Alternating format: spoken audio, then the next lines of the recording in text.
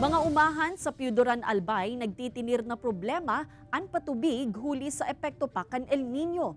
Mantang mga sirang nadadakop kan mga parasira nagdikit naman. LGU nagdeklarar na ng climate change emergency. Uya ang report ni Rosie Nieva. Dawat tapos na ang panahon kan El Nino, mati pagiraray ang epekto kaini sa Banuaan kan Piudoran Albay. Patunay digdi ang dam na ini na nagtitinin na kulang ang nagbubulos na tubig. Kaya ang mga paraoma, bakong sabay-sabay ang pagtanom huli sa limitadong supply ng tubig.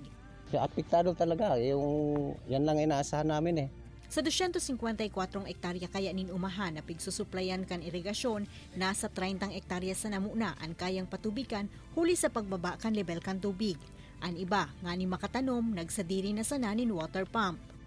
Sa ngayon, may nakuha konting tubig na doon sa aming dam. So ngayon, una ko na yung nandoon sa pinakang bungad.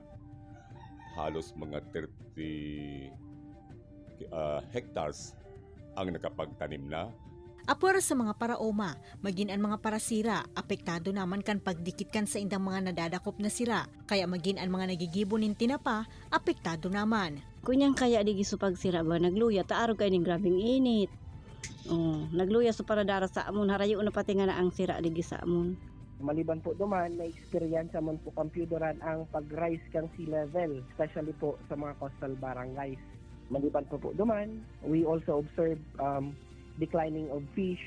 Sa datos kan Municipal Agriculture Office kan Piudoran, labi sa 83 million pesos ang danyo sa sektor kan agrikultura.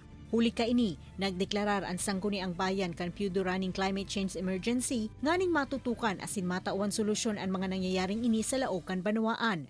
Sangunyan, apwera sa naging epekto kan El Nino, pigaan daman naman kan Banuaan, ang pwedeng maging epekto kan La Nina. Ini si Rosie Nieva, Balitang Bicolandia.